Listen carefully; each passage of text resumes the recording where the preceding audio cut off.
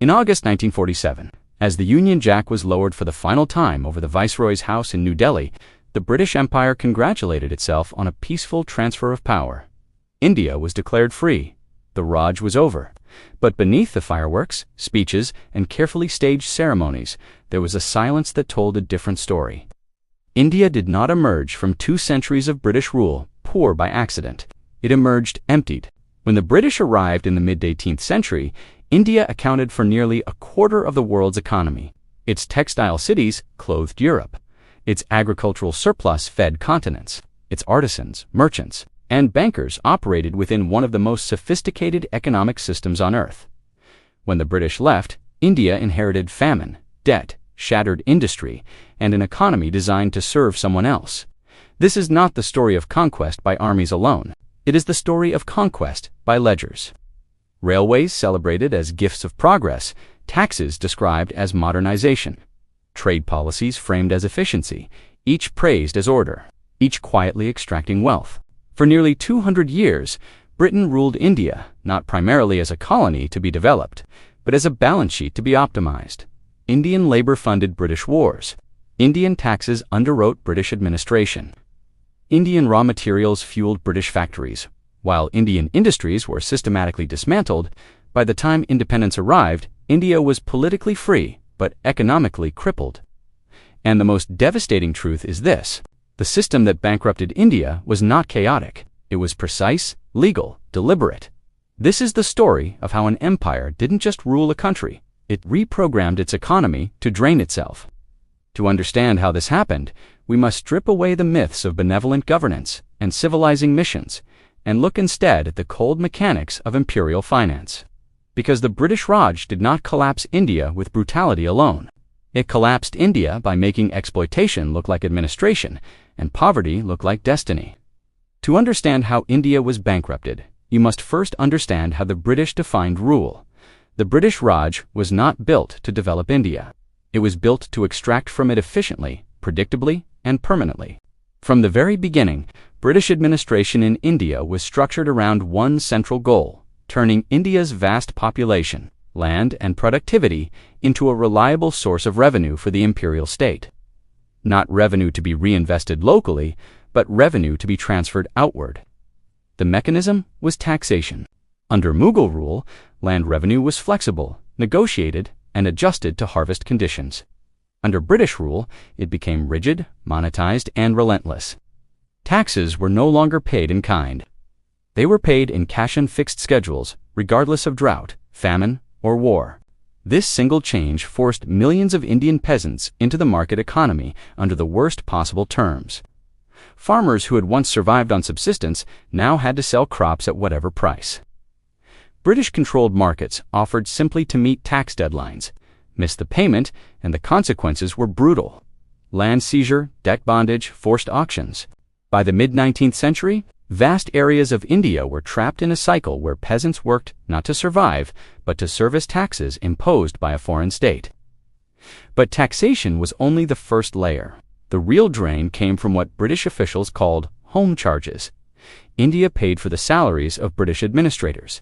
India paid for British troops stationed in India.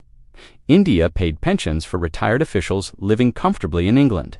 India even paid interest on debts Britain incurred elsewhere. None of this money circulated back into the Indian economy. It flowed outward to London. This was extraction without occupation armies marching through villages. It was extraction embedded in law, bureaucracy, and accounting. A system so normalized that British officials could describe it as good governance. By the late 1800s, India was effectively financing its own domination, and worse still, the surplus that once allowed India to weather crises was gone. The cushion that protected millions from starvation had been stripped away one tax payment at a time. The Raj did not rule by chaos, it ruled by balance sheets, and the numbers were devastating. Before British dominance hardened into imperial rule, India was not an agrarian backwater. It was an industrial economy. Indian textiles, cotton, silk, muslin were legendary. Cities like Dhaka, Murshidabad, Surat, and Masuliapatnam produced fabrics so fine they were exported across Asia, Africa, and Europe. Indian merchants financed trade routes. Indian weavers worked within guild systems refined over centuries. This was not primitive production. It was global manufacturing before the Industrial Revolution had even begun. British rule did not modernize this system, it destroyed it. The East India Company, and later the British Crown, restructured India's economy to serve Britain's factories. Raw cotton was exported cheaply from India to Lancashire. Finished cloth was imported back into Indian, now taxed at lower rates than Indian-made goods. The result was devastating. Indian weavers faced impossible competition. British factories, powered by steam and subsidized by imperial policy, flooded Indian markets with cheap textiles. Meanwhile, Indian producers were burdened with heavy taxes, restricted access to credit, and the collapse of traditional patronage systems. This was not free trade. It was enforced dependency. Entire regions that had thrived for generations were deindustrialized within decades. Skilled artisans were pushed into subsistence farming or urban poverty. Cities that once hummed with production fell silent. British officials openly acknowledged this outcome. They called it adjustment. They called it efficiency. Some even called it progress. But for India, it was economic amputation. By the late 19th century, India had been reduced from a producer of finished goods to a supplier of raw materials. Cotton, jute, indigo, tea exported outward. Profits followed. Value did not return. India was no longer allowed to compete, and without industry, there was no buffer against catastrophe. When harvests failed, there were no industrial wages to absorb the shock. When global prices collapsed, there was no diversified economy to protect livelihoods. The destruction of Indian industry did not simply impoverish workers, it removed India's ability to recover. And that loss would soon turn routine hardship into mass death. Few symbols of British rule are defended more fiercely than the railways. They are still described as a gift-steel arteries bringing unity, efficiency, and progress to the subcontinent. Miles of track, grand stations, timetables that ran like clockwork. But the railways were never designed to develop India. They were designed to move wealth out of it. The routes tell the truth. British rail lines did not primarily connect Indian cities to one another. They connected mines, plantations, and agricultural regions directly to ports. Cotton from the interior flowed to Bombay. Coal moved toward Calcutta. Wheat rolled toward Karachi. From there, raw materials were shipped to Britain, while manufactured goods returned in the opposite direction. India became a conveyor belt. Even the financing of the railways was extractive. Construction was funded largely through Indian tax revenue, but profits were guaranteed to British investors. If a railway failed to earn returns, the Indian government, oozing Indian taxes, paid the difference. Risk was socialized in India. Profit was privatized in Britain. This was not infrastructure for Indian prosperity. It was infrastructure for imperial logistics. Trade policy followed the same logic. British India was forced into an open market, while Britain protected its own industries with tariffs when convenient. Indian farmers and merchants were exposed to volatile global prices without protection. When prices collapsed, livelihoods collapsed with them. The railways did not prevent famine. They accelerated it. During droughts, food was still exported along those same tracks because contracts mattered more than lives. Grain left starving regions under armed guard, heading for ports, while villages emptied into mass graves. British officials insisted the market must function. Intervention would distort incentives. Efficiency replaced mercy. The irony is cruel. The very systems praised as symbols of modernity removed the local safety nets that had once softened disaster. Where communities had once stored grain, redistributed food, or adjusted obligations, centralized imperial systems enforced rigid rules. Railways did not create resilience. They removed it. By binding India tightly into a global economy, it could not control land. Stripping away its ability to protect itself, the Raj transformed natural hardship into systemic catastrophe. Progress was measured in miles of track, but the true cost was measured in empty stomachs. Between 1850 and 1947, tens of millions of Indians died in famines. These were not medieval disasters caused by ignorance or isolation. They occurred under one of the most administratively sophisticated empires in history, complete with railways, telegraphs, census data, and detailed crop reports. The British Raj did not fail to prevent famine. It chose not to. Under British economic doctrine, famine was not primarily a humanitarian crisis. It was a market signal. High prices meant scarcity. Scarcity meant demand. Demand, officials believed, would correct itself if the government did not interfere. Intervention, they warned, would create dependency. So they did nothing. During the Great Famine of 1876 to 1878, grain continued to be exported from India while millions starved in Bengal. In 1943, rice left the province even as boaties lined the streets of Calcutta. British authorities refused to impose price controls or requisition supplies at scale. They feared disrupting trade more than losing lives. Churchill himself dismissed Indian suffering. Blaming overpopulation and what he called native improvidence, relief ships were diverted. Emergency requests were delayed or denied. Food existed, but not for Indians. Taxes, however, were never suspended. Even during famine, peasants were expected to pay. Those who sold land, tools, or livestock to survive were praised for their self-reliance. Those who collapsed were blamed for moral weakness. The Raj treated starvation as an economic filter. This was not negligence, it was ideology. British administrators believed that hardship would force India to become more efficient, that suffering would discipline the population, that survival of the strongest would modernize society. The result was the opposite. Famines shattered productivity, hollowed communities, and locked entire regions into permanent poverty. Children who survived grew up malnourished. Labor capacity declined. Economic recovery became impossible. By the time independence arrived, India was not just poor, it was exhausted, and the most haunting truth remains this. India had food, India had transport, India had knowledge. What it did not have was permission to live. By the late 19th century, some Indian thinkers began to put numbers to what everyone could already feel.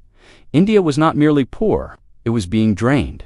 The most influential of these voices was Dadabhai Naoroji, an Indian intellectual economist and later a member of the British Parliament. He articulated what became known as the drain theory, a systematic explanation of how British rule transferred wealth from India to Britain year after year. According to Naoroji, India was exporting capital without consent. Profits earned in India were sent to Britain. Salaries paid to British officials were remitted abroad. Pensions were drawn in England. Interest on public debt flowed outward. This was not investment, it was extraction without return. Unlike settler colonies, where wealth circulated locally, India's surplus vanished across the sea. British defenders argued that this was the cost of administration, that India benefited from stability, law, and order in exchange. But Naoroji exposed the lie. India paid for its own governance. It paid for Britain's wars. It paid for Britain's prestige. And in return, it received no industrial base, no technological transfer at scale, no financial autonomy. The drain created a permanent capital shortage inside India. There was no money to invest in factories, education, or infrastructure designed for Indians. Savings were siphoned away before they could compound. Britain grew rich, not just because it ruled India, but because India was prevented from growing rich itself. By conservative estimates, the annual drain amounted to millions of pounds each year. Over decades, this represented one of the largest transfers of wealth in human history. Even British officials quietly acknowledged the problem. But admitting it publicly would have meant admitting that the empire's prosperity rested on impoverishment elsewhere. So the theory was dismissed. Its authors were ignored. Its warnings were shelved. Yet the consequences were undeniable. By independence, India faced an economy hollowed from the inside, starved of capital, stripped of industry, and burdened with systems designed for someone else's benefit. The empire did not collapse India in one dramatic blow. It bled it slowly until nothing was left to circulate. When India finally achieved independence in 1947, it inherited a flag, a constitution in progress, and political sovereignty. What it did not inherit was capital. The British left behind an economy stripped of its financial foundations. India had no meaningful foreign reserves. Its industrial base was weak and uneven. Its banking system was underdeveloped and oriented toward imperial trade, not national growth. The institutions that mattered most, currency control, global finance, shipping insurance, commodity pricing, were still dominated by British and Western interests. Freedom arrived with an empty treasury. 2 centuries of extraction meant that India began nationhood without the accumulated surplus that fuels development. Britain had industrialized with profits drawn from empire. India was expected to industrialize without having been allowed to keep its own profits. The costs of partition compounded the damage. Infrastructure was torn apart. Trade routes were severed. Millions were displaced. Agricultural regions were split across new borders. Whatever fragile balance existed in 1946 collapsed into crisis by 1947. And yet, the global narrative framed India's poverty as internal failure. Overpopulation, corruption, inefficiency. The colonial past was quietly erased from the equation. India was told to modernize faster, compete harder, liberalize sooner, without acknowledgement that its starting line was far behind because someone else had been running with its resources for generations. The most insidious legacy of the Raj was not poverty itself, but the normalization of poverty. By independence, deprivation had become so widespread that it appeared natural, almost inevitable. But India's post-colonial leaders faced impossible choices. They turned to state planning not out of ideology alone, but necessity. Private capital was scarce. Foreign investors were wary. Domestic savings had been drained for decades. To rebuild, the state had to step in where markets had been systematically hollowed out. The British did not leave India undeveloped by accident. They left it unequipped. Political freedom came in 1947. Economic freedom would take generations, and the scars of the Raj would shape every step of that journey. Even today, the British Empire is often remembered through a softened lens. Railways, law courts, the English language, order imposed on chaos. This narrative survives because it is comfortable. It reframes exploitation as guidance, extraction as stewardship, and domination as modernization. But when examined honestly, the idea of a benevolent Raj collapses under its own weight. The railways were not built to integrate Indian markets, they were built to extract raw materials. The legal system did not empower Indians, it protected property rights, favoring imperial interests.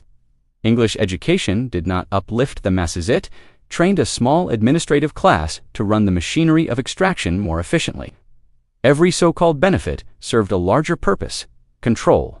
British officials frequently argued that India had been stagnant before their arrival, that imperial rule rescued it from decline. Yet historical records show thriving trade networks, sophisticated financial systems, and regional autonomy long before company rule disrupted them. The claim that Britain gave India modern institutions ignores a critical fact. India paid for them. Indians funded the salaries of British officials. Indians paid for the railways they were excluded from profiting by. Indians bore the costs of wars fought in Britain's interest, from Afghanistan to Europe. This was not generosity. It was enforced self-financing. The myth of benevolence also obscures a deeper truth. The Raj ruled with remarkable consistency across political lines. Conservatives and liberals alike defended the same economic structures. The extraction did not depend on cruel individuals, it depended on a system that rewarded obedience to imperial priorities. This is why reform rarely changed outcomes. Even well-meaning administrators operated within a framework that prioritized Britain's balance sheets over India's survival. When crises emerged, they defaulted to ideology-free markets, fiscal discipline, sound money because these principles protected imperial prestige. The empire did not fail India out of ignorance. It succeeded at what it was designed to do. And perhaps the most enduring legacy of the Raj is this distortion of memory, a story where power congratulates itself for restraint, while those who paid the price are told to be grateful. To understand India's economic trauma, one must first discard the comforting fiction that empire was ever meant to be kind. When the British Raj finally ended, there was no formal reckoning. No balance sheet was closed, no restitution was offered, no apology accompanied the departure.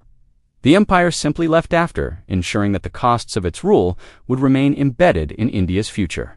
By 1947, India's share of the global economy had collapsed from roughly 23% in the early 18th century to under 4%. This was not the result of technological backwardness or cultural failure. It was the cumulative outcome of policies that redirected wealth outward, dismantled local industry, and denied reinvestment. The British Empire had not merely governed India poorly, it had restructured India to serve another economy. The consequences were long and uneven. Regions once vibrant with industry entered decades of stagnation. social divisions hardened as scarcity intensified competition for limited resources. The state inherited responsibility for welfare without the capital base to support it.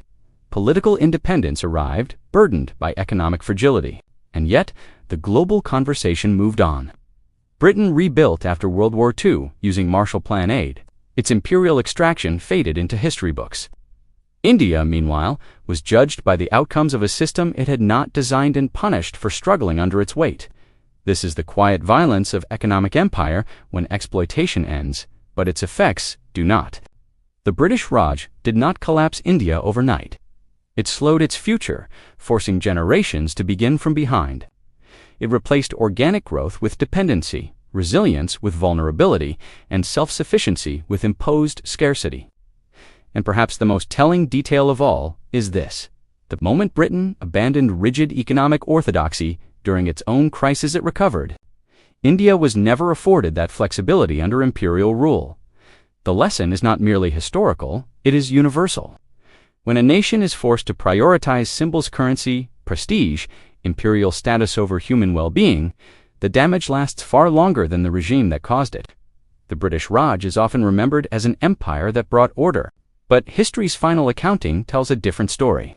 It brought order to Britain's ledgers by emptying India's